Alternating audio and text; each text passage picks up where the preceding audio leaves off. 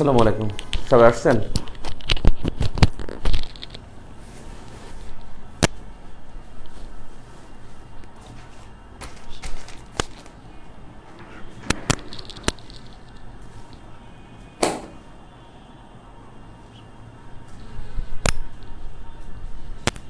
দেখেন, আমাদের বাংলাদেশ বিষয়াবলিতে শুরুতে সকলকে স্বাগত জানাই। আজকে বাংলাদেশ বিষয়াবলিতে ক্লাস হচ্ছে এবং রেগুলার ক্লাস হবে। আজকে আমার শরীরটা খুবই খারাপ, মানে ঢাকা থেকে জার্নি করে আসছি সকাল একেবারে ভোরে, ঘুম হয় নাই, এরপর ঘুমাতেও পারি না বেশ একটা, মানে প্রচুর ঘুম এবং মাথা ব্যথা, হালকা মাথা ব্যথা। যাই হোক, আমি ক্লাস আজকে নেব, শর্ট নেব আর কি। বিষয়টা হলো যে বাংলাদেশ বিষয়াবলীর মধ্যে প্রথম অধ্যায় হলো জাতীয় বিষয়াবলী। জাতীয় বিষয়াবলীর মধ্যে ওখানে ইতিহাসের কথা বিবরণ দেয়া আছে, যে বাংলাদেশে কৃষ্টি কালচার, প্রাচীন কৃষ্টি কালচার, তারপরে আছে প্রাচীন আমল, মধ্যযুগ, তারপরে হলো মুক্তিযুদ্ধ। এগুলো হলো জাতীয় বিষয়াবলীর অন্তর্গত। আমাদের সিলেবাসে আছে যে জাতীয় বিষয়াবলী থেকে প্রশ্ন আসবে 6টা, কিন্তু দুঃখের বিষয় গত 41তমতে আসছে 12টা, 43তমতে আসছে 14টা, আর 44তমতে প্রাচীন মানে পুরো ইতিহাস থেকে, মানে মুক্তিযুদ্ধ থেকে তার প্রায় 15টার মতো প্রশ্ন আসছে। মানে মেন্টাল এবিলিটির মধ্যে দেখা যায় যে তারা ইতিহাস থেকে কোশ্চেন করে। তার মধ্যে প্রাচীন ইতিহাস একটা। প্রাচীন ইতিহাস থেকে আমরা ক্লাস রাখছি 2টা, কারণ প্রাচীন ইতিহাসটা একটু কঠিন। এটা সাধারণত একটা ক্লাস রাখলেও চলে, কিন্তু ক্লাস রাখছি আমরা 2টা। আজকে হবে প্রাচীন ইতিহাসের 1 নাম্বার, আর নেক্সট ক্লাস হবে 2 নাম্বার। তো বিষয় হলো যে প্রাচীন ইতিহাসের মধ্যে যে প্রশ্ন, তার মধ্যে ঘুরে ফিরে অনেকগুলো প্রশ্ন আছে যেগুলো হলো মানে বারবার আসছে। নতুন সিলেবাসে প্রাচীন জনপদ কোনটা, এটা 40, 43 এবং 44 3বার আসছে। 3বার এই প্রশ্নটা আসছে, সরি 42, 43 এবং 44 মনে হয় 3বার প্রশ্নটা আসছে। সো এখানে আমরা বিগত কোশ্চেন দেখে দেখবো আসলে আমাদের কোন কোন চ্যাপ্টারগুলো একেবারে মানে টাচ করা উচিত। আরেকটা বিষয় হলো যে আমাদের পরীক্ষার কিন্তু প্রশ্ন, কালকে এক ভাই আমাকে ফোন করছিল যে ভাই আমি তো 110 পাইছিলাম 44-এ, তো আমি রিটেনের পর প্রিপারেশন নিচ্ছিলাম, এখন কি করবো। আমি বলছি যে, ও বলছে যে ভাইয়া এবার প্রশ্নটা কেমন হবে, 45 কি 44-এর মতো হবে? তখন আমি বলছি যে ভাই আপনি 130 টার্গেট রাখে তারপরে প্রিপারেশন নেন। যখন দেখবেন 130 খুব ভালোভাবে আপনার আসে, বা যেখান থেকে কোশ্চেন করেন আপনি পারেন, তখন আপনি আসলে রিটেনের পড়ার প্রিপারেশন নেন। আপনি 110, 115, মানে এই সিলেবাসের মানে এই প্রশ্নে কিন্তু এটা এখনও ঘাটতি আছে। প্রিলিমিনারি খুব বেশি ভালো পড়াশোনা থাকলে, খুব স্টুডিয়াস থাকলে, তার জন্য রিটেন পড়াটা খুব ইজি হয়ে যায়। কারণ সে প্রিলিমিনারি যেগুলো রিটেনের সাথে সিলেবাস, সেগুলো যদি পুঙ্খানুপুঙ্খানু পড়ে, তার জন্য ওটা খুব সহজ হয়ে যায়। সো প্রিলিমিনারিতে খুব বেশি ফোকাস করবেন এবং খুব বেশি ডিটেল পড়ার চেষ্টা করবেন, তাহলে ভালো হবে। তো আমরা প্রাচীন ইতিহাস থেকে দেখি আসলে কি কি প্রশ্ন এ যাবৎকালে আসছে। এ যাবৎকালে আমি আরেকটা বিষয় বলে নিই সবাইকে, প্লিজ আপনারা, আমি আবারও বলছি, আগেও বলছিলাম, আপনারা কিন্তু জার্নিটা শুরু করছেন, থামবেন না। আমি বলছিলাম যে আগেও, যে পরে শুরু করেন কিন্তু থামা যাবে না। এই বিসিএস প্রিপারেশনটায় কখনো খেলাফেলা করে নিলে হবে না। আপনি নিবেন প্রিপারেশন, আজকে থেকে শুরু করছেন, প্রয়োজনে আরও 10 দিন সময় নেন, কিন্তু এরপর আর থামবেন না। একেবারে টিল টু 45 পিরলি সে পর্যন্ত আপনাকে কন্টিনিউটি রাখতে হবে। নাম্বার 2 যেটা, সেটা হলো আপনাকে নিয়মিত পত্রিকা পড়তে হবে। নিয়মিত পত্রিকা পড়তেই হবে। এটা আসলে আপনার মানে পড়াশোনার প্রতি একটা আগ্রহ তৈরি করবে, নিজের মধ্যে পারিবারিক একটা ভাব আসবে, নিজেকে খুব সুনাগরিক মনে হবে, এবং অহেতুক সময় নষ্ট হবে না। কারণ আপনি দেখবেন চারপাশের ইনফরমেশন নাই, কিন্তু ব্যাপক কথাবার্তা বলে। আর এটা অনলাইনের যুগ হওয়ার কারণে সোশ্যাল মিডিয়ায় তাদের খুব মানে অনেক আলাপ আলোচনা, এটা মানে তার মধ্যে ইনফরমেশন কম। জাস্ট হলো সে শুনে সে মানে দেখা যায় সোশ্যাল মিডিয়ায় সে গালিগালাজ করে, এটা সেটা, মানে অর্থাৎ তার মধ্যে ইনফরমেশনটা কম থাকে। তো নলেজের জন্য যেটা আমি বলবো যে সবার আগে আপনি পত্রিকা পড়বেন নিয়মিত। সেকেন্ড যেটা, সেটা হলো জব সলিউশন নিয়মিত পড়বেন। জব সলিউশন থেকে আপনার ছোটোখাটো পরীক্ষায় বা এই বিসিএসের মতো পরীক্ষায়ও কমপক্ষে 100 থেকে 110টি কোশ্চেন আপনার জব সলিউশন থেকে পারা যায়। জব সলিউশনের কোশ্চেন সলভ করবেন। এখন একটু মডার্ন প্রশ্ন আছে, যেমন আইবি এর যে জব সলিউশন আছে সেটাও সলভ করবেন, এবং জেনারেল যে জব সলিউশন আছে সেটাও সলভ করবেন। এই দুইটা নিয়মিত আপনাকে করতেই হবে, 2 থেকে 3 ঘন্টা করবেন। যে এটা বেশি করবে সে বেশি আগে চাকরি পাবে, আর যে এটা করবেন না তার জন্য চাকরি একটু লেট হবে, এটা স্বাভাবিক। অর্থাৎ আমি যেটা বললাম এটা আসলে একেবারে সত্য কথা, এই দুইটা করতেই হবে। আর নাম্বার 3 যেটা প্রথমে বলছিলাম কিন্তু যে শেষে শুরু করি, মানে প্রথমে যে আমি কথাটা বলছিলাম যে শেষে শুরু করলো মানে কয়েকদিন পরে করলো, শুরু করে থামা যাবে না, অর্থাৎ শুরু করে থামা যাবে না, এটা পড়তেই থাকতে হবে। নাম্বার 2 হলো নিয়মিত পত্রিকা পড়া, এবং পত্রিকার জন্য অবশ্যই প্রথম আলো পত্রিকা চুজ করবেন। যদি পারলে 1 ঘন্টা পড়বেন, 1 ঘন্টা। যদি তা সম্ভব না হয় 30 মিনিটস, তা সম্ভব না হলে 10 মিনিট, তা নাহলে শুধু ছবি দেখবেন। শুধু ছবি দেখতে হলেও পত্রিকা পড়তে হবে নিয়মিত। নাম্বার 3 হলো জব সলিউশন পড়বেন। জব সলিউশনের জন্য জেনারেল প্লাস আইবিএ দুইটাই পড়বেন। এতে আপনার অন্য পরীক্ষার প্রস্তুতিতে আপনি খুব শক্ত প্রতিদ্বন্দ্বী হবে। নাম্বার 4 যে কাজটা করবেন সেটা হলো এক্সাম একটাও বাদ দিবেন না। এক্সাম বাদ দেওয়া যাবে না। আমার এক্সাম হোক বা যারও এক্সাম হোক, আপনি যদি কোচিংয়ে পড়েন কোচিংয়ের এক্সাম, এখানের এক্সাম, আপনি ওই বিভিন্ন গ্রুপ আছে পরীক্ষা হয়, সেগুলো আপনি যদি পারেন পরীক্ষা দিবেন। অর্থাৎ পরীক্ষার সাথে কোনো আপোষ নাই, এমসিকিউ পরীক্ষা দিবেন, এক্সাম বাদ দেওয়া যাবে না। আমার পরীক্ষা তো বাদ দিবেনই না ইনশাল্লাহ, এবং সেখানে আমি কিন্তু এক্সপ্লানেশনও আমি পড়াবো, এক্সপ্লানেশন ক্লাসও আপনাদের হবে। আপনাদের কিন্তু একটা পরীক্ষা হয়েছে, কিন্তু আমি ইন্টারন্যাশনাল অ্যাফেয়ার্সের পরীক্ষা আবার নেব, বাংলাদেশ পরীক্ষা আবার নেব, আজকে আমি রুটিন দিয়ে দেবো। সো এক্সাম বাদ দেওয়া যাবে না, এক্সাম বাদ দেওয়া যাবে না। আর ক্লাস আপনি করলেন বা না করলেন সেটা বিষয় না, ক্লাস করলে সবচেয়ে বেশি ভালো হবে। যদি কেউ ক্লাস নিয়মিত করেন, মানে 1 ঘন্টা 2 ঘন্টায়, তো এটা আপনার মূল রুটিনের মধ্যে রাখবেন। আপনি এটা লাইভ করার চেষ্টা করবেন, যে ক্লাসটা আমি গ্যাপ দিব, পরে দেখে নেব, রেকর্ড দেখে নেব, ফার্স্ট দিয়ে নেব, এইটার সাথে লাইভ করাটা বেশি ভালো।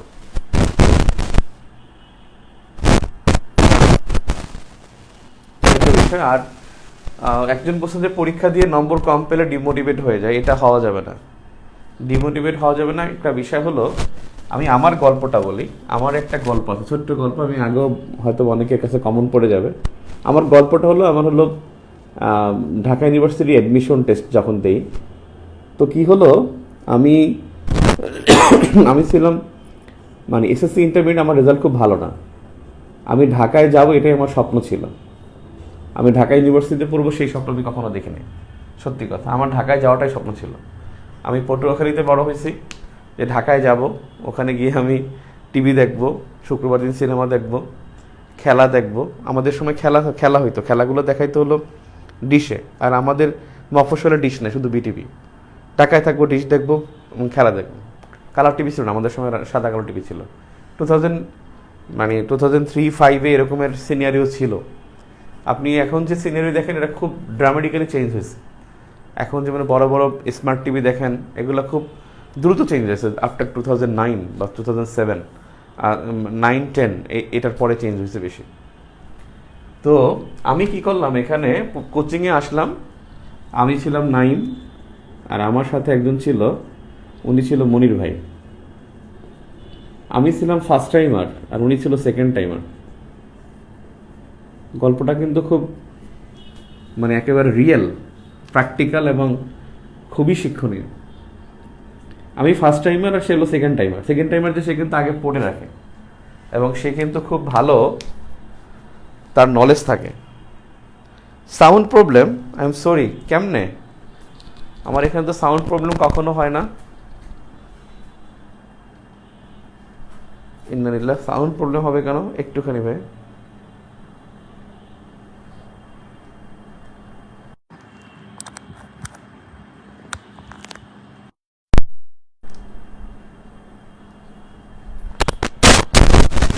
সাউন্ড প্রবলেম কি আছে? থাকার কথা না। ওকে, দেখেন এখন এখন বিষয় হলো যে আমার এসএসসি ইন্টারমিডিয়েট রেজাল্ট খুব খারাপ। আমার কালকে মানে 15 তারিখে অনেকে আমার প্রোফাইলে হয়েছে, রেজাল্টটা বলে দেয় আসলে এটা আপনার হয়তো বা স্পিড হিসেবে কাজ করবে। আমার এটা ব্যাপক মোটিভেশন 3.44 ইন 2003। আমাদের সময় পাশের হার ছিল 35.19%। আমার এসএসসি রেজাল্ট ছিল 4.40। যাই হোক, আমি ঢাকায় যাব সেটাই আমার স্বপ্ন ছিল। আমি কখনো ঢাকা বিশ্ববিদ্যালয় কোনো স্বপ্ন দেখিনি। তো মনির ভাই তিনি ছিল সেকেন্ড টাইম আর আমি ছিলাম ফার্স্ট টাইম। উনি থাকতো যাত্রাবাড়ি, আমি থাকতাম সায়দাবাদ। তো ফার্মগেট থেকে যখন যেতাম, মানে ফার্মগেট থেকে যখন যেতাম আমি সায়দাবাদ নামতাম, সে যাত্রাবাড়ি নামতাম, আমি একই গাড়িতে যেতাম। মানে আউট অফ 30 ক্লাস টেস্টে সে পাইতো 24-26, আমি পাইতাম 4-5-6 আউট অফ 30, এমনকি 7। মানে এর মধ্যে নম্বর থাকতো। আপনি জানেন না যে প্রত্যেকটা মডেল টেস্টে আমার হয়তো কখনো 9, কখনো 11, আর তার কিন্তু 26-28 এরকম নম্বর থাকে। ক্লাস থেকে যাওয়ার সময় সে আমাকে বলতো, তুমি এটা পারো না, ওটা পারো না, তুমি তো কিছুই পারো না। আমি শুধু হাসতাম, মানে মুস্কি কেন দেয়, পারি না, মানে মফু, মানে আমি তো মফু, পারি না, মানে আমার একটা বোকা ভাব ছিল যে আসলেই তো আমি পারি না। কিন্তু আমার মধ্যে কোনো অনুশোচনা হয় না যে আমি তোমাকে দেখাই দেবো একদিন, ফাটাই ফেলবো, তুমি জানো না আমার খুব লাগছে, এরকমের চিন্তা ভাবনা আমার কখনো আসেই না। কারণ আমি তো ঢাকায় আসবো এটাই কথা ছিল। আমি ঢাকা বিশ্ববিদ্যালয় বলবো সেটা পরের কথা। দেন কি হলো, আমি দেখলাম আমাদের কোচিং শেষে 10টা মডেল টেস্ট হয়। এই মডেল টেস্টে 1 থেকে 6 নম্বর মডেল টেস্টে আমার নম্বর থাকতো 30 এবং 40-এর ঘরে, আর এই বুইরাটার নম্বর থাকতো 70 এবং 80-র ঘরে, আউট অফ 100-এ। এবং দেখা গেল 7th মডেল টেস্টে আমি প্রথম 53 পাই, আর সে যথারীতি 70+। 8th মডেল টেস্টে আমি পাই 59, সে 70+। আমার মনে আছে 9th মডেল টেস্টে আমি 63 পাই, সে 70 পায়। 10th মডেল টেস্টে আমি পাই 70, সে বিলো 70, অর্থাৎ 70-র নিচে পায় সে। ভর্তি পরীক্ষার 1 সপ্তাহ আগের এই ঘটনাটা, অনলি 1 উইক। আমার রেজাল্ট খারাপ, তার রেজাল্ট ভালো, তিনি সেকেন্ড টাইমার, আমি ফার্স্ট টাইমার। ভর্তি পরীক্ষার 1 সপ্তাহ আগে যে ফলটা হয়, ভর্তি পরীক্ষার 1 সপ্তাহ আগে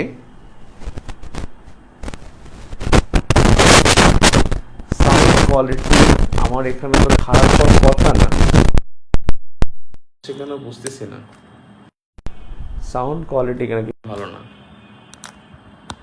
আনবিলিভেবল, আমার তো সাউন্ডই ভালো, আমার সবচেয়ে স্ট্রেংথ হলো সাউন্ড ভালো। এটা কেন হচ্ছে, সাউন্ড প্রবলেম কেন? সাউন্ড ঠিক আছে, সাউন্ড ঠিক আছে।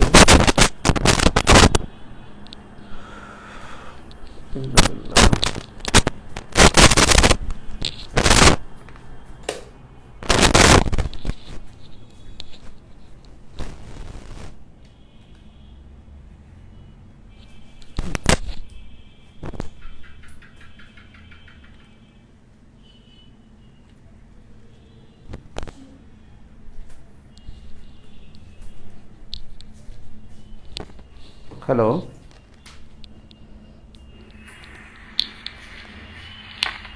হ্যালো,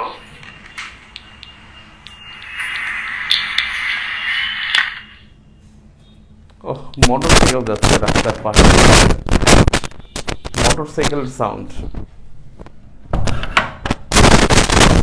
আশা আসবে না, গেটটা লাগাই দিলাম। এখন এখন এখন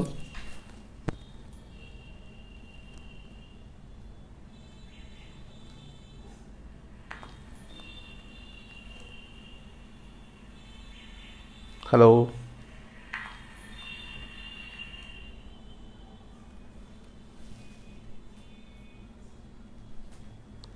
আমার কাছে তো একটা ফোন আছে, সেখানে তো আমি শুনতে পাচ্ছি।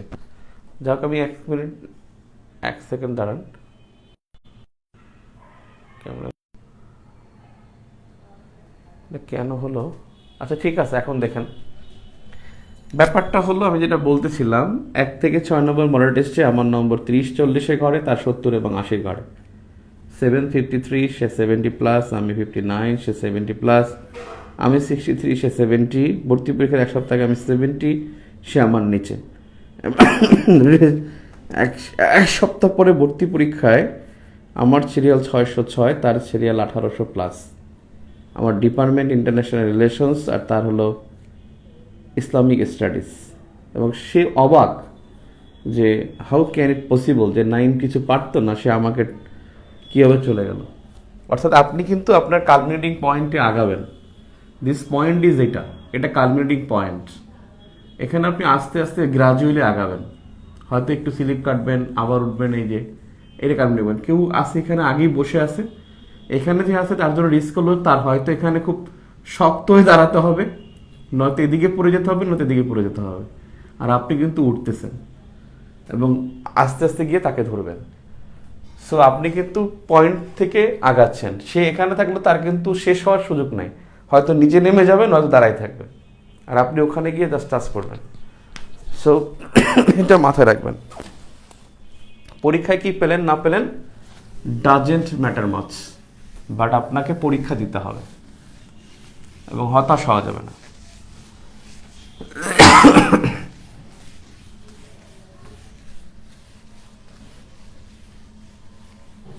ওকে, প্রাচীন ইতিহাসে আসি।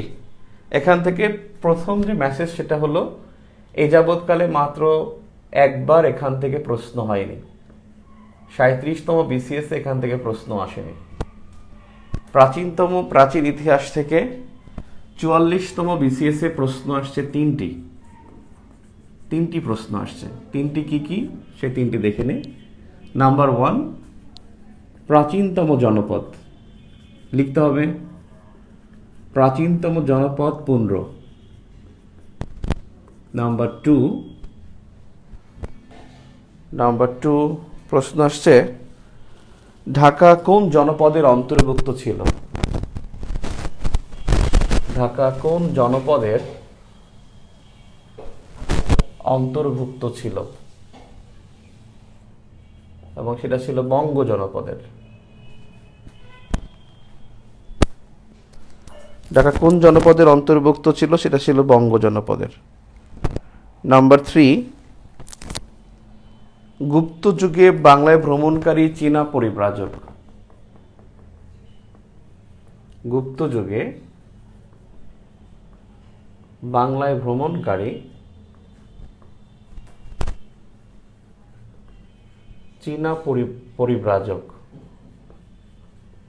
চীনা পরিব্রাজক উত্তরটা হলো ফাহিয়েন। ফাহিয়েন এসেছিল দ্বিতীয় চন্দ্রগুপ্তের সময়।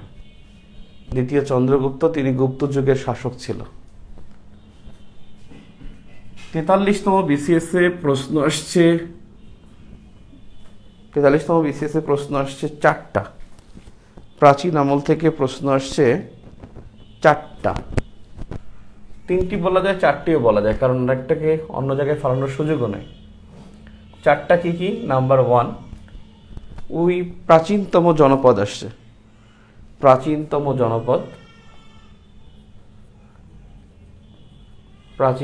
জনপদ যেটা হলো পুন্ড্র। 2 নম্বর প্রশ্নটা হলো, আর্যদের ধর্মগ্রন্থ বেদ। আর্যদের ধর্মগ্রন্থ হলো বেদ। 3 নম্বর প্রশ্ন, সমতট জনপদের অন্তর্ভুক্ত ছিল। সমতট জনপদের অন্তর্ভুক্ত ছিল কুমিল্লা ও নোয়াখালী।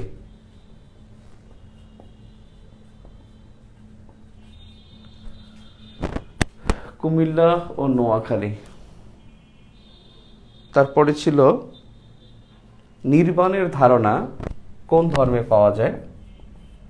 যেহেতু প্রাচীন কৃষ্টি কালচার বলছে, সেক্ষেত্রে এটা ইতিহাসের মধ্যে আসে। যেমন এই ধর্মগ্রন্থ বেদ যেটা, এটাও ধর্ম থেকে আসছে। নির্বাণের ধারণা পাওয়া যায় বৌদ্ধ ধর্মে।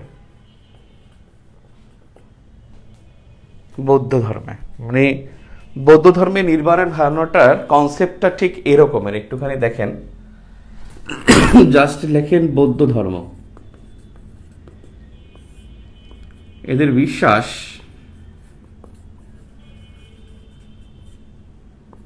পৃথিবীতে দুঃখ আছে,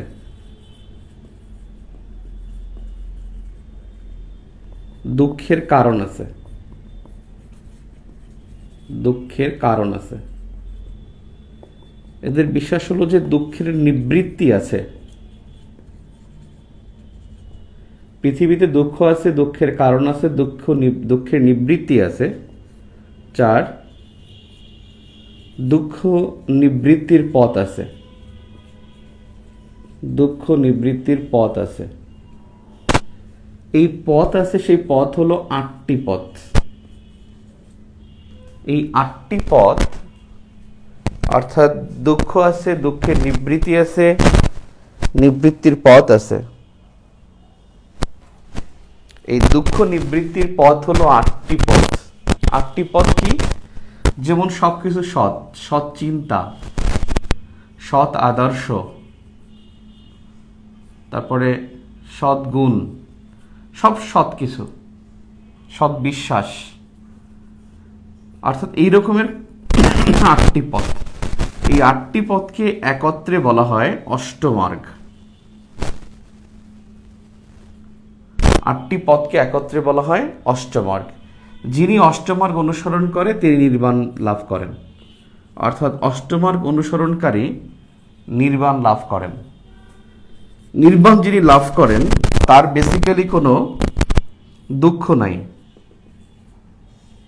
নির্বাণ লাভকারী দুঃখ নাই, তার কোনো কষ্ট নাই, তার মৃত্যু নাই, তিনি অমর থাকেন, তার জরা নাই, অর্থাৎ নির্বাণ লাভকারীর কিছুই নাই। তার মানে বৌদ্ধ ধর্মের কনসেপ্ট হলো যে পৃথিবীতে দুঃখ আছে, দুঃখের কারণ আছে, দুঃখের নিবৃত্তি আছে, নিবৃত্তির পথ আছে। এই দুঃখ নিবৃত্তির পথ হলো 8টি। এই 8টি পথকে বলা হয় অষ্টমার্গ। সৎ চিন্তা, সৎ আদর্শ, সৎ বিশ্বাস, সদ্গুণ, সৎকর্ম, এই অষ্টমার্গ যে অনুসরণ করে তিনি নির্বাণ লাভ করেন। আর যিনি নির্বাণ লাভ করেন তার কোনো দুঃখ নেই, কষ্ট নেই, জরা নেই, মৃত্যু নেই। I think clear? I think clear?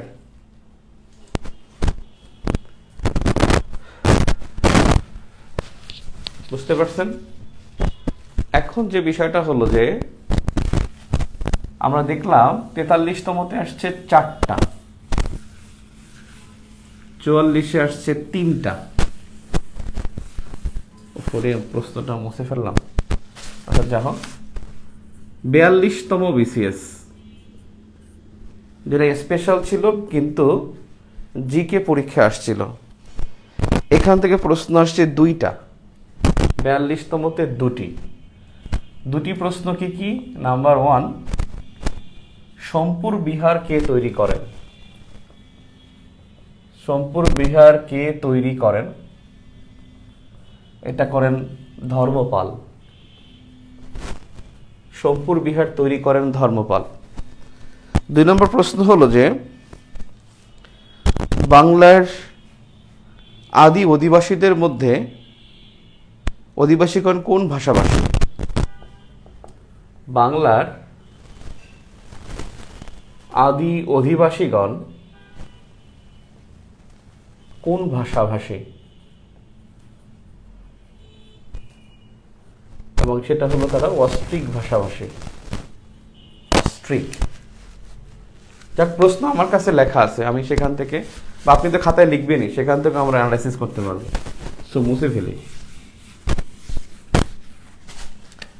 41তম BCS. 41তম BCS এ প্রাচীন আমল থেকে প্রশ্ন আসছে 4টা।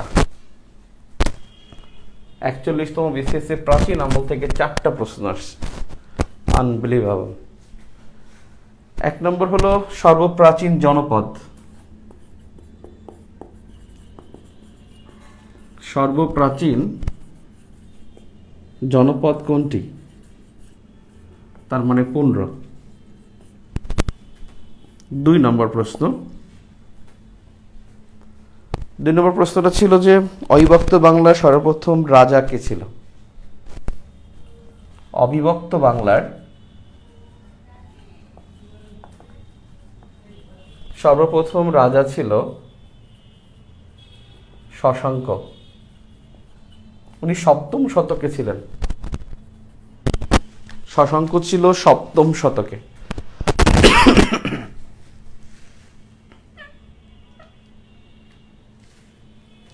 সপ্তম শতকে তিনি ছিলেন। আপনি একটা কথা মনে রাখবেন, প্রাচীন ইতিহাস এটা হলো 1200 সাল পর্যন্ত, যেটা আপনি সাহিত্যে পড়ছেন এখানেও তাই।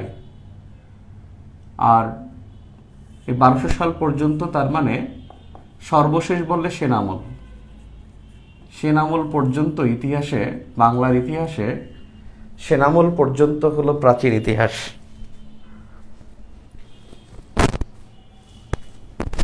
নাম্বার 3, মাতসানায়। মাতসানায় কোন সময়কালকে নির্দেশ করে? মাতসানায় কোন সময়কালকে নির্দেশ করে? এটা 7ম থেকে 8ম শতক, ওই শশাঙ্কের মৃত্যুর পরেই হয়। 7ম থেকে 8ম শতক শশাঙ্কের মৃত্যুর পরেই হয়। একটা খুব ইন্টারেস্টিং কোয়েশ্চেন ছিল যে সেন বংশের সর্বশেষ রাজা, সেন বংশের সর্বশেষ রাজা ছিলেন, একটু ব্র্যাকেটে লিখে দিয়েছে যে 1070 থেকে 1230। অনেকেই লক্ষণ সেন আমরা পড়ে আসছি, লক্ষণ সেন ছিল 1206 পর্যন্ত, কিন্তু বেসিক্যালি 1230 উল্লেখ করছে। এর উত্তর ছিল কেশব সেন। কেশব সেন। তার মানে 41তমতে 4টা, 42তমতে 2টা, 43-এ 4টা, 44-এ 3টা। তাহলে দেখেন 41-এ 4, 43-এ 4, তাহলে আবার 45-এ 4 হবে। এটা বোঝা যায় না যে এরকমের ছন্দ নিয়ে তারা পরীক্ষায় আসে। এবারে 40তম বিসিএসে, 40তম বিসিএস থেকে এখানে প্রশ্ন আসছে একটা, প্রাচীন বাংলায় মৌর্য বংশের প্রতিষ্ঠাতাকে। 40তম কোশ্চেন ওয়াজ টু মাচ স্মার্ট, মানে very much smart. Too much বলা ঠিক হয় নাই, ভেরি মাচ স্মার্ট ছিল। প্রাচীন বাংলায় মৌর্য বংশের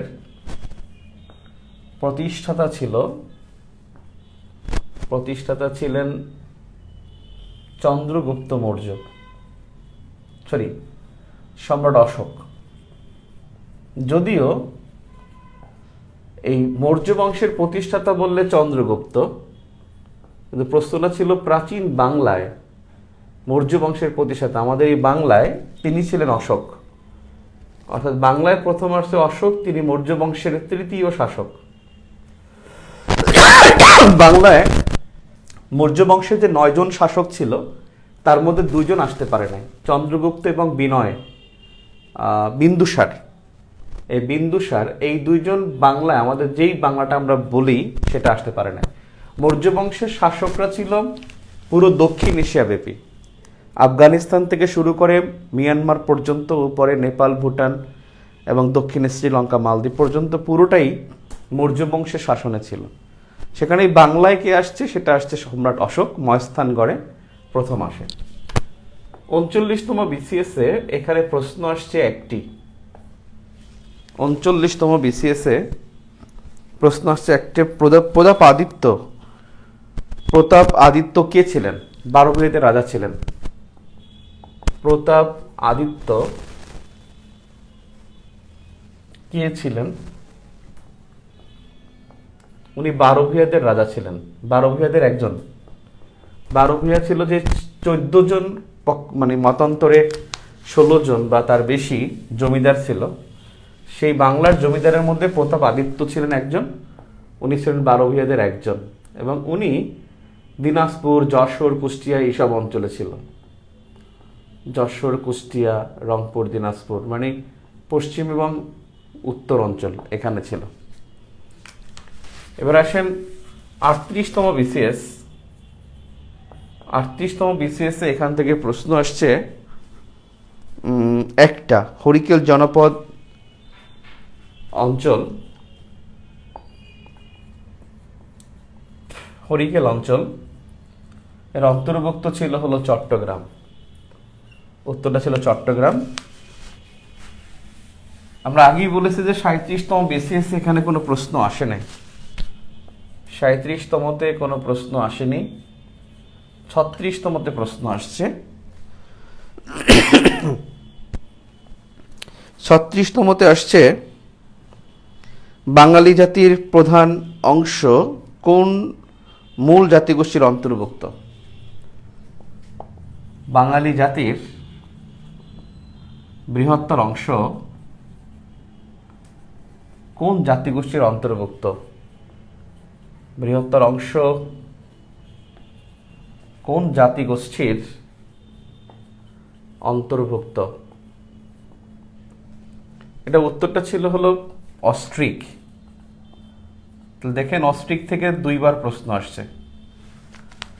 লাস্ট অন নতুন সিলেবাসে 35তম বিসিএস থেকে একটা প্রশ্ন আসছে, 35তম, সেটা হলো হিউয়েন সাংয়ের গুরু অর্থাৎ হিউয়েন সাংয়ের দীক্ষা গুরু কে ছিলেন? হিউয়েন সাং যিনি ছিল চীনা পরিব্রাজক, বাংলায় প্রথম চীনা পরিব্রাজক হিউয়েন সাং।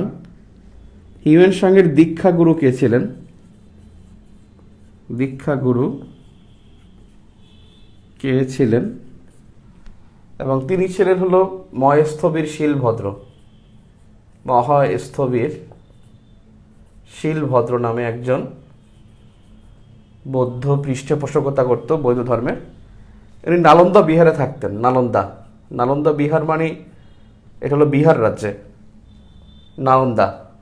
নালন্দা বিশ্ববিদ্যালয়ের নাম শুনছেন, এটা বিহার রাজ্যে ভারতের, ওখানে থাকতেন। এখন আপনি দেখেন মোরাল অফ দ্য স্টোরিটা কি, অর্থাৎ আপনি যে আলোচনা করছেন তার স্টোরিটা যদি দেখেন, স্টোরিটা হলো আপনি এখানে দেখেন জনপদ পরীক্ষা আসছে, আপনি দেখেন বাঙালি জাতি থেকে প্রশ্ন আসছে। বাঙালি জাতি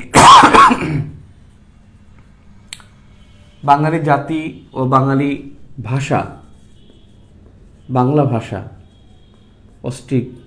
এরপর দেখেন ধর্ম আসছে, আর যদি ধর্মগ্রন্থ দেখলাম, নির্বাণের ধারণা দেখলাম, অর্থাৎ আমাদের উপমহাদেশে ধর্মের প্র্যাকটিস থেকে আসছে। এবং 3টা শাসন থেকে প্রশ্ন আসে, 4টা শাসন, মৌর্য, গুপ্ত, পাল, সেন। মৌর্য, গুপ্ত, পাল, সেন। আর এই 4টা বংশের মধ্যে 3টা গুরুত্বপূর্ণ স্থান এই মৌর্যরা মহাস্থানগড়ে আসছে, গুপ্তরা মহাস্থানগড়ে আসছে, পালরা আসছে পাহাড়পুরে, যে পাহাড়পুর এখন নাম, আগের নাম ছিল সোমপুর বিহার। এই সেনরা আসছে ময়নামতিতে। তার মানে মহাস্থানগড়, পাহাড়পুর, ময়নামতি, এই 3টা শহর, 4টা বংশ, ধর্ম, ভাষা, জাতি, জনপদ এবং পরিব্রাজক। কোন সময় কোন পরিব্রাজক বাংলা আসছে, এইটা নিয়ে প্রাচীন ইতিহাস। অর্থাৎ এই কয়েকটা বিষয় পড়লে প্রশ্ন আসলে এখান থেকে কমন পড়বে। একটা কথা বলা আছে যে understood the question is half of the examination. Understood the question is half of the examination. আমি ঠিক করে দিচ্ছি, এই যে দেখেন আমি যেটা লিখছিলাম বাম পাশে, তার মানে জনপদ আসে বাঙালি জাতি, বাংলা ভাষা, ধর্ম, মৌর্য, গুপ্ত, পাল, সেন, 4টা রাজবংশ, মহাস্থানগড়, পাহাড়পুর, ময়নামতি 3টা গুরুত্বপূর্ণ স্থান এবং পরিব্রাজক। দেখেন এর বাইরে কোশ্চেন কিন্তু আসলে নাই, ঘুরে ফিরে এগুলোই। প্রতাপ আদিত্য যে কোশ্চেনটা 12 ভূঁইয়াদের, ওটা মধ্যযুগ হয়, এটা মধ্যযুগের কোশ্চেন। তাহলে সেক্ষেত্রে 39তমতে প্রশ্ন আসে না। প্রতাপ বারপুইয়া এটা মধ্যযুগ। আমি দুঃখিত, এই প্রশ্নটা আসলে আমার এখানে ঠিক হয়নি। তখন 39 এবং 37-এ কোশ্চেন আসেনি, আর 41, 43, 44-এ সবচেয়ে বেশি আসছে। এবং কোশ্চেন কিন্তু 43, 44-এর ধাঁচেই হচ্ছে, তার মানে এখান থেকে কোশ্চেন আসতে পারে। আল্লাহ, ক্লিয়ার?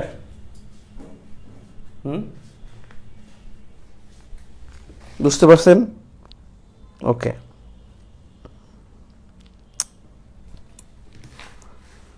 এখন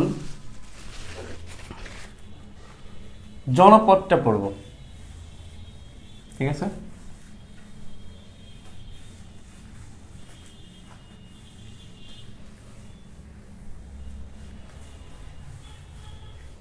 আউটলাইনে লিখে নেন কি কি প্রাচীন আমলে পড়তে হবে।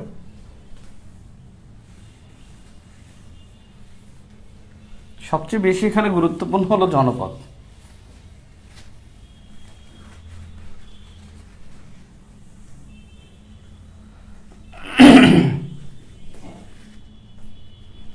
সবার আগে গুরুত্বপূর্ণ জনপদ।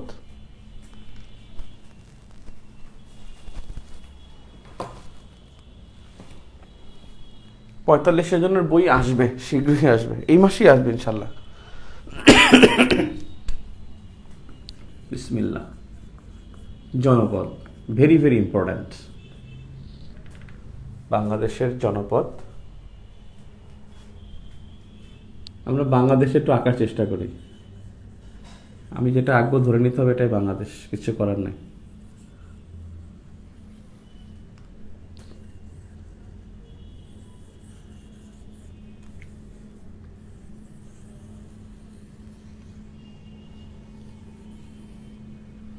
বাংলাদেশের সবচেয়ে আঁকতে ভালো লাগে নিচের টুকু, নিচের টুকুতে ঝামেলা নেই, নামাই দিচ্ছি আমি।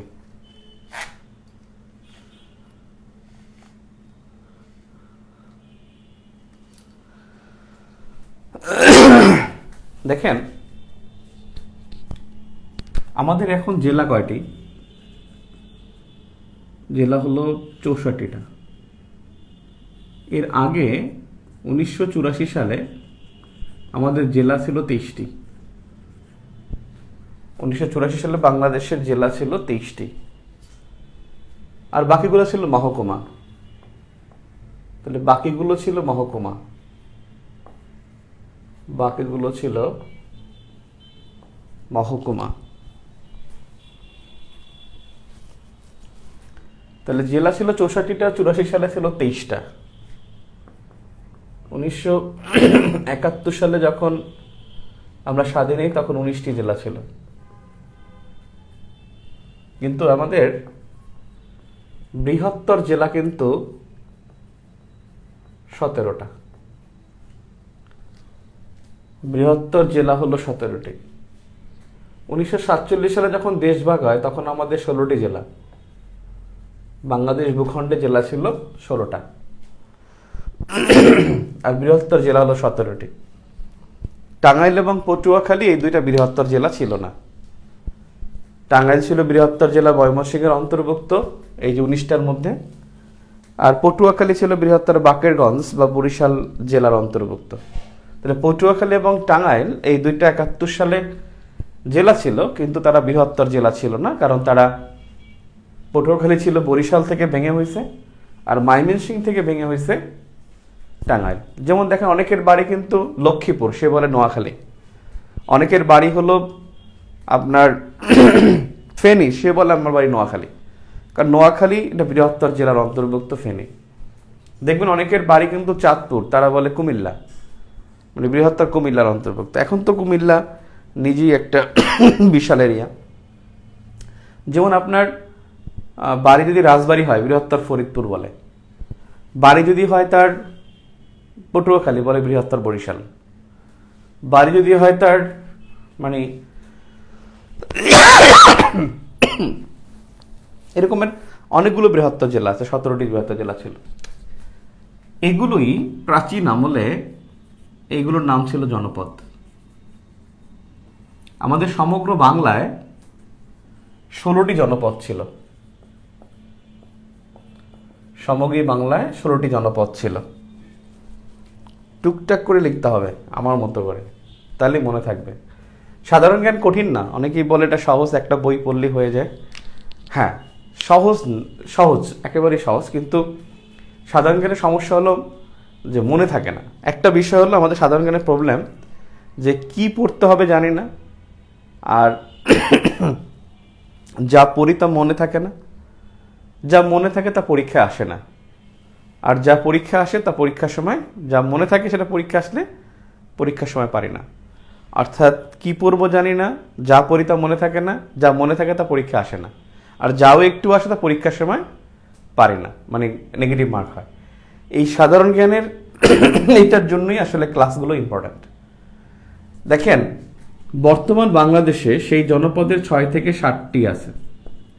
যদি বলা হয় বাংলাদেশে বর্তমানে কতটি জনপদ আছে, জনপদের 6 থেকে 7টি অঞ্চল, আর সমগ্র বাংলায় পশ্চিম বাংলা সহ পূর্ব বাংলায় মোট 16টি জনপদ ছিল।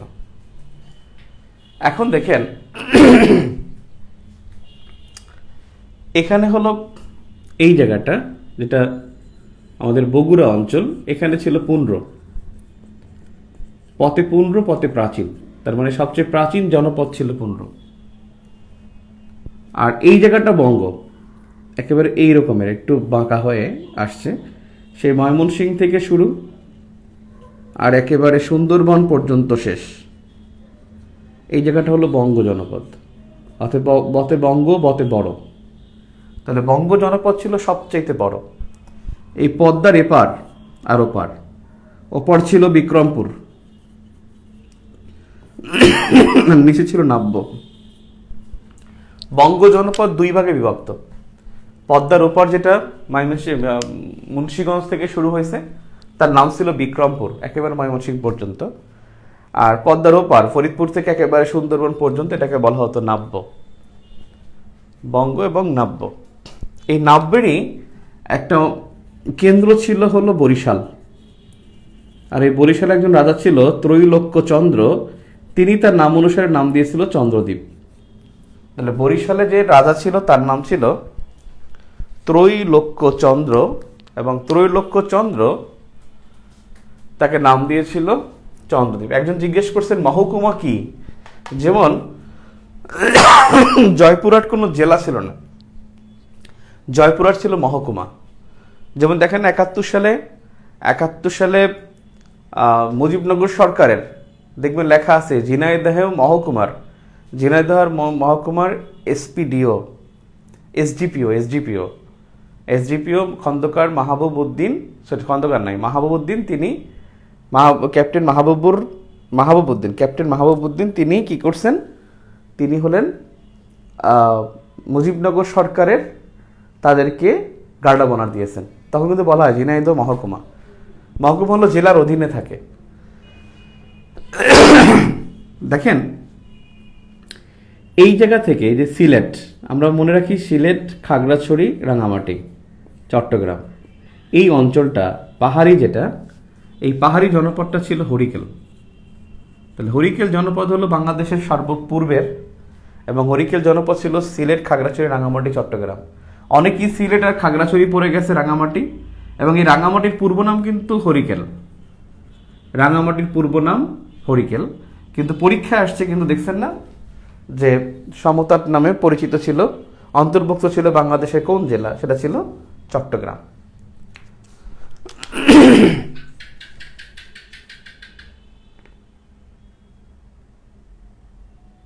সেটা ছিল চট্টগ্রাম।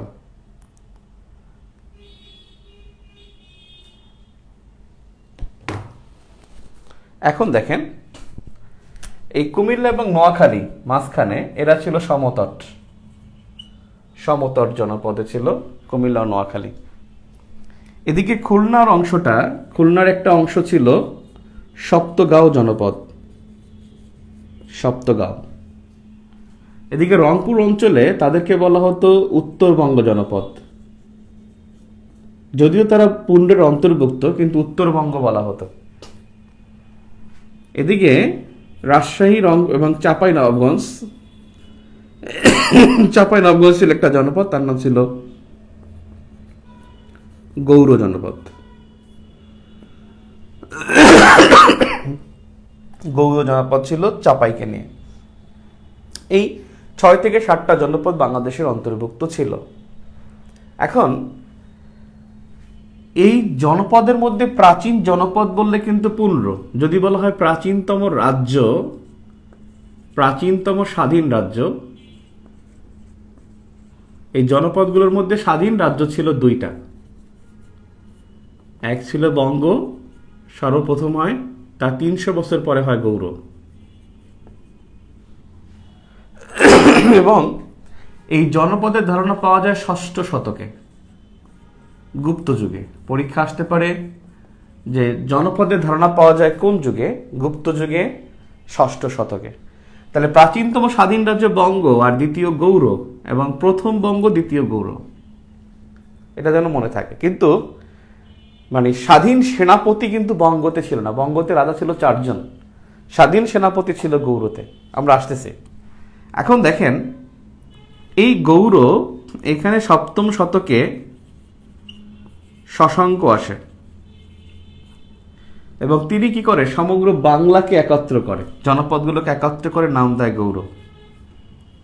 এবং এই স্বাধীন গৌড় নাম দেয় শশাঙ্ক, এবং নিজেকে স্বাধীন রাজা হিসেবে দাবি করে। নিজেকে দাবি করলেই তো হয় না, যখনই নিজেকে স্বাধীন বলবে অন্যরা কিন্তু তাকে অ্যাটাক করবে, যে তুমি স্বাধীন, আচ্ছা দেখাচ্ছি তোমাকে, মজাটা দেখাচ্ছে। যদি না দেখায় তাহলে সে আসলেই স্বাধীন। তার মানে স্বাধীন রাজা ছিল শশাঙ্ক, 7ম শতকে আসে, এবং তিনি সমগ্র বাংলার নাম দেয় গৌড়। এই শশাঙ্ককে এই জন্য উপাধি হলো গৌরেশ্বর। গৌরেশ্বর বলা হয় কাকে? শশাঙ্ককে। শশাঙ্ক 7ম শতকে মারা যায়, 637 খ্রিস্টাব্দে খুব সম্ভবত। এবং যখন সে 7ম শতকে মারা যায়, তখন এই যে জনপদগুলোর রাজারা তারা পৃথক হয়ে যায়। তারা বলে যে না, আমরা মানি না। এবং এরকম করে এই সবগুলো পৃথক হয়ে যায়, একটা পক্ষ রাখতে চায়। এরকম করে 100 বছর যাবৎ একটা অরাজক অবস্থা থাকে। শশাঙ্কের মৃত্যুর পরে 100 বছর যাবৎ 100 বছর যাবৎ আপনি আলোচনা শুনেন, তারপরে বই থেকে পড়লে আপনার কমপ্লিট হয়ে যাবে। বেসিক বই যদি আগেরটাও থাকে সমস্যা নাই, নতুনটা থাকলে তাও একই তথ্য থাকবে। তাহলে 100 বছর যাবৎ 7ম 8ম শতকে একটা অরাজক অবস্থা থাকে। এই অরাজক অবস্থাকে বলা হয়েছে ইতিহাসে মাৎসানায়। মাৎসানায়, মাৎসানায় মানে হলো বড় মাছ যেমন ছোট মাছকে খেয়ে ফেলে, বড় মাছ যেমন ছোট মাছকে খেয়ে ফেলে, ঠিক তেমনি মাৎসানায় হলো জোরজার মুল্লুকতার এই অবস্থা। এখন দেখেন 756 খ্রিস্টাব্দ গোপাল ক্ষমতায় আসে। এই গোপাল ক্ষমতায় এসে এই জনপদগুলো আবার যার যার মতো করে বিভক্ত করে দেয়। এই গোপাল ক্ষমতা গ্রহণের মাধ্যমে এই মাৎসানায়ের অবসান হয়। তাহলে মাৎসানায় হলো 100 বছর ছিল, 7ম থেকে 8ম শতক, শশাঙ্কের মৃত্যুর পরে। আর সেই মাৎসানায়ের অবসান হচ্ছে 756 খ্রিস্টাব্দে, যখন গোপাল ক্ষমতায় আসে। এরপরে গোপাল ক্ষমতা গ্রহণের মাধ্যমে মাৎসানায়ের অবসান ঘটে। এখন কথা হলো যে জনপদ কোন পর্যন্ত ছিল? এই জনপদ 1352 সাল বা 14দশ শতক পর্যন্ত ছিল। 14দশ শতক। 1352 সালে সুলতানি আমলের একজন শাসক ছিল, সুলতানি আমলের একজন শাসক শামসুদ্দিন ইলিয়াস শাহ। শামসুদ্দিন ইলিয়াস শাহ, ইলিয়াস শাহ। শাহ নামে যা আছে, নাদির শাহ উনি হলেন ইরানের একজন চোর, ওই যে ময়ূর সিংহাসন চুরি করছিল। নাদির শাহ আর একজন হলো শেরশাহ, উনি আফগান। শেরশাহ এবং নাদির শাহ বাদে আপনি যত শাহ শুনবেন ম্যাক্সিমাম, অর্থাৎ 99.99% এরা সবাই সুলতানি আমলের শাসক। ফখরুদ্দিন মোবারক শাহ, শামসুদ্দিন ইলিয়াস শাহ, গিয়াসুদ্দিন আজম শাহ, নুসরত শাহ, আলাউদ্দিন হোসেন শাহ, এরা সবাই কিন্তু সুলতানি আমলের শাসক। তো শামসুদ্দিন ইলিয়াস শাহ 1352 সালে সমগ্র জনপদ একত্র করে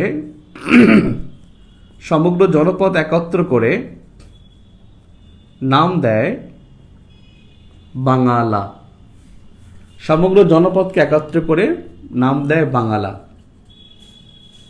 এবং এটাই কিন্তু এবছর, এটা তো আরো, এটা আসছে এবার পরীক্ষায়, যদি এটা মধ্যযুগে পড়ে যায় আর কি, যে 1352, জন্য আমি এখানে লিখি নাই প্রাচীন আমলের মধ্যে, কিন্তু এই প্রশ্নটা কিন্তু 44তমতে আসছে যে বাঙালা নাম কি করছিল শামসুদ্দিন ইলিয়াস শাহ। এই শামসুদ্দিন ইলিয়াস শাহকে এই জন্য বলা হয় শাহ-ই বাঙালা। ওনার খেতাব হলো শাহ-ই বাঙালা। তাহলে শাহী বাংলা খেতাবটি কার? শামসুদ্দিন ইলিয়াস শাহের। এখন হলো যে আপনি পুরো আলোচনা শুনলেন, এখন আমার প্রশ্নের উত্তর দিবেন। জনপদ আমি আবার 1 মিনিটে আমি শেষ করি। যে জনপদ এটা 6ষ্ঠ শতকে গুপ্ত যুগে। এই জনপদ ছিল প্রাচীন বাংলায় 16টা, আমাদের বাংলাদেশে ছিল 6 থেকে 7টা। এই জনপদগুলোই পরবর্তীতে জেলা হয়েছে। 47 সালে আমাদের জেলা ছিল 16টি, 71 সালে ছিল 19টি, আর আমাদের বৃহত্তর জেলা হলো 17টি। টাঙ্গাইল এবং পটুয়াখালী বৃহত্তর জেলা নয়। 1984 সালে জেলা ছিল 23টা। এরশাদ হুসেন মোহাম্মদ এরশাদ এক ঘোষণা দিয়ে 23টি জেলাকে তিনি 64টি জেলায় রূপান্তরিত করেন। এরপরে হলো জনপদের মধ্যে দেখলাম পথে প্রাচীন, পথে পুন্ড্র, অর্থাৎ পুন্ড্র সবচেয়ে প্রাচীন, বতে বঙ্গ, বতে বড়, অর্থাৎ সবচেয়ে বড় জনপদ হলো বঙ্গ। বঙ্গ জনপদের 2 ভাগ ছিল, একটা বিক্রমপুর, একটা নাব্য। নাব্যের রাজধানী ছিল বরিশাল। এখানে একজন শাসক ছিল ত্রৈলোক্যচন্দ্র। এই ত্রৈলোক্যচন্দ্র তার নাম অনুসারে বরিশালের নাম দিয়েছিল চন্দ্রদ্বীপ। চন্দ্রদ্বীপ কোনো জনপদ নয়, চন্দ্রদ্বীপ জনপদের অংশ, বঙ্গ জনপদের অংশ। এখানে খুলনা, সুন্দরবন, বরিশাল, পটুয়াখালী, ঢাকা, তারপরে ময়মনসিংহ, গাজীপুর সব কিন্তু বঙ্গ জনপদের অন্তর্ভুক্ত ছিল। কুমিল্লা, নোয়াখালী এরা সমতর জনপদ। পাহাড়ি অঞ্চল পুরোটাই হলো হরিকেল জনপদ। আর এখানে আরেকটা জনপদ আছে বরেন্দ্র জনপদ, যেটা নওগাঁকে নিয়ে শুরু হয়েছে। নওগাঁ, রাজশাহী, এটা হলো বরেন্দ্র জনপদ। এই জন্য বরেন্দ্র ভূমি হলো রাজশাহী, নওগাঁয়। বরেন্দ্র জনপদ এটাকে বলা হয় শক্ত মাটির জনপদ। বরেন্দ্র জনপদকে বলা হয় শক্ত মাটির জনপদ, মানে এখানে মাটিটা খুব শক্ত। আর গৌড় জনপদে বাংলাদেশের চাঁপাইনবাবগঞ্জ এবং রাজশাহীর কিছু অংশ, চাঁপাইনবাবগঞ্জ বলেই চলে। এই জনপদগুলোর মধ্যে স্বাধীন জনপদ স্বাধীন ছিল, স্বাধীন রাজ্য, জনপদ না, স্বাধীন রাজ্য ছিল 2টা, একটা বঙ্গ আর একটা ছিল গৌড়। তবে স্বাধীন রাজা ছিল শুধুমাত্র শশাঙ্ক, এবং শশাঙ্ক ছিল গৌড়ের অন্তর্ভুক্ত। 7ম শতকে শশাঙ্ক সমগ্র জনপদকে একত্র করে গৌড় নাম দেয় এবং নিজের উপাধি হলো গৌড়েশ্বর পায়। এবং তিনি মৃত্যু হওয়ার পরে 100 বছর যাবত 7ম ও 8ম শতকে এই বাংলায় যে একটা অরাজক অবস্থা থাকে তাকে বলা হয় মাতসানায়। মাতসানায় মানে হলো যে বড় মাছ। হ্যাঁ, আমি একটু ক্লাসে, আপনার ওটা রেডি করছি, আমি জানাবো আপনাকে ইনশাআল্লাহ। তো বড় মাছ ছোট মাছকে খেয়ে ফেলে। হ্যাঁ, তো এই মাতসানায় জোরজার মূল্যোক্তার সেটা থাকে, এবং এই মাতসানায় থাকে 100 বছর। এবং সেখানে 756 খ্রিস্টাব্দে গোপাল যখন ক্ষমতা আসে তখন মাতসানায়ের অবসান ঘটে, এবং আবার জনপদগুলো যার যার মতো ফিরে যায়। এবং সেই জনপদের আবার একত্র করে 1352 সালে 14দশ শতকে সুলতানি আমলের শাসক শামসুদ্দিন ইলিয়াস শাহ সমগ্র জনপদকে একত্র করে নাম দেয় বাঙালা। এই জন্য তার উপাধি হলো শাহ-ই বাঙালা। মনে রাখবেন, শতক হলো এখন 1352 মানে 14দশ শতক। শতক মানে এই ঘরে যে থাকবে সেটাকে প্লাস করবেন, তাইলেই হবে। আর দশকের ঘরে একক দশক, দশকের ঘরে যেই সংখ্যাটা থাকবে সেইটা। যেমন এখানে 5 মানে 50-এর দশক, 52 মানে 50-এর দশক, 59 মানে 50-এর দশক, 71 মানে 70-এর দশক, 79 মানে 70-এর দশক। ক্লিয়ার? মানে 7-এর ঘরে, মানে 10-এর ঘরে যে থাকবে সে হলো দশক। আর শতক হলো পরেরটার সাথে এক যোগ করতে হবে, এক যোগ করতে 1300। যেমন আমার এখন 2000 কত, 2022, তার মানে একবিংশ শতক। 2000 তার মানে এক যোগ করলে 21। এখন আমরা একবিংশ শতকে, অর্থাৎ শতকটা হয় পরেরটা আর দশক হয় আগেরটা। তো এই হলো বিষয়। আমি কি ক্লিয়ার? জনপদ কি ক্লিয়ার আপনাদের কাছে? তাহলে আমি দুইটা কোশ্চেন করি, জনপদ ক্লিয়ার হলে আপনাদের কাছে আমি দুইটা কোশ্চেন করি, কোশ্চেন উত্তর দিবেন। রেডি? ক্লিয়ার? একটু বলেন, দুই একজন বললেই হবে যে জনপদ আপনি বুঝতে পারছেন।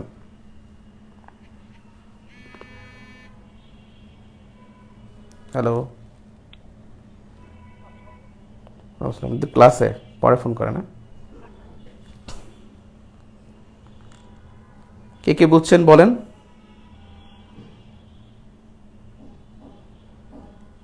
ক্লিয়ার? ওকে, জাস্ট আমি তিনটা কোশ্চেন করবো এখান থেকে ইনশাল্লাহ।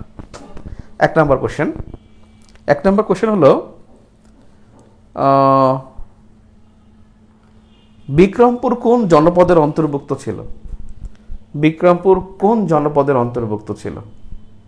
বিক্রমপুর যেটা এখন বর্তমান Munshiganj,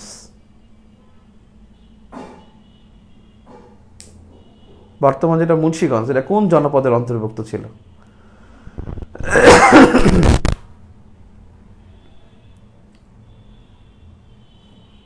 Ahmed Mohsin, thank you very much, তিনি বলছেন উত্তর সঠিক। Aparajita, Hamid Shah, Kumu, Miraj Mia, thank you very much, thank you very much. আমি 5 জনের কমেন্ট পেলাম এবং তারা ওকে।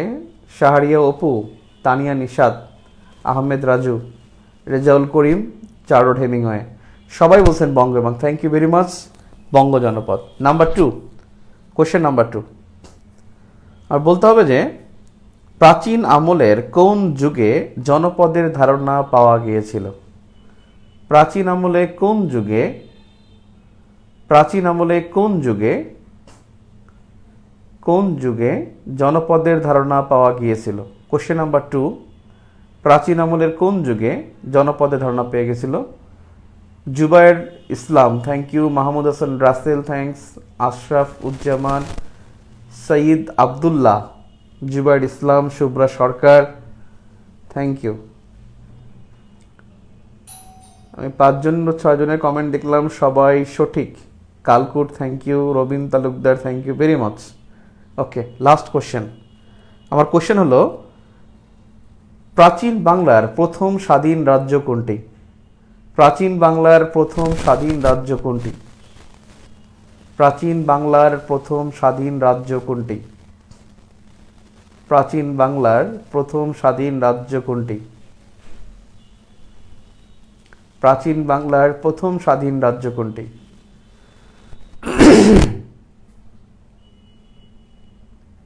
আব্দুল্লাহ ঠিক আছে। সাইফুল ইসলাম, আপনারটা হয়নি, উপসর্গ হয়নি, উপসর্গ হয়নি। Arifur Rahman, thank you. Sonia Sumona, thank you.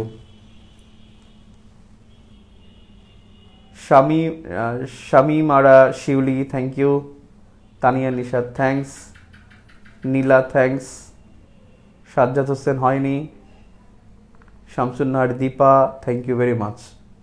এটা বঙ্গ হবে, প্রথম স্বাধীন রাজ্য বঙ্গ, তবে দ্বিতীয় হলো গৌড়, কিন্তু প্রথম স্বাধীন রাজা ছিল গৌড়ের, প্রথম স্বাধীন রাজা ছিল গৌড়ের।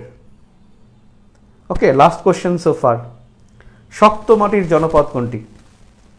শক্ত মাটির জনপদ। আমি আরো 2টা কোশ্চেন করব। হ্যাঁ, এসআই জয়, তার 3টা উত্তর দিয়েছেন, থ্যাংক ইউ। আমার প্রশ্ন হলো শক্ত মাটির জনপদ কোনটি? 4 নম্বর প্রশ্ন।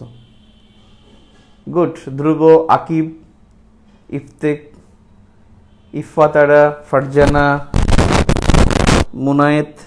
মুনিয়াত রহমান সিথি, গুড। Last question. হ্যাঁ, আরেকটা কোশ্চেন হলো ফরিদপুর কোন জনপদের অন্তর্ভুক্ত? ফরিদপুর কোন জনপদের অন্তর্ভুক্ত? ফরিদপুর কোন জনপদের অন্তর্ভুক্ত? ফরিদপুর কোন জনপদের অন্তর্ভুক্ত? ফরিদপুর কোন জনপদের অন্তর্ভুক্ত?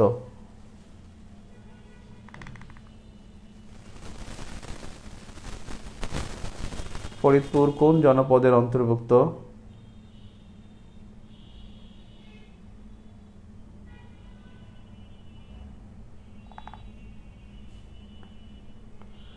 হ্যাঁ, Tanvir, Ahmed Raju, Kamrul, Sajjadul Sumon, Nafisa Anjum, thank you very much. Banga জনপদ, রাইট। আরেকটা কোশ্চেন করব, সেটা হলো যে আপনার প্রশ্নে আসলো যে প্রশ্ন ধরেন এসে গেছে যে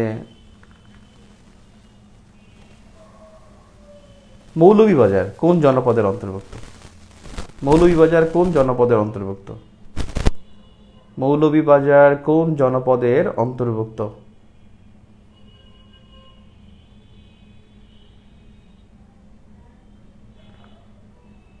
মৌলভীবাজার কোন জনপদের অন্তর্ভুক্ত?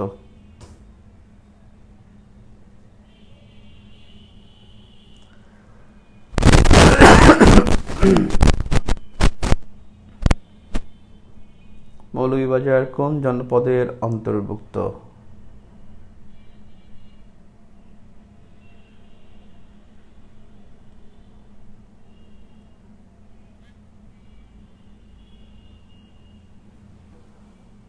মৌলভীবাজার কোন জনপদের অন্তর্ভুক্ত?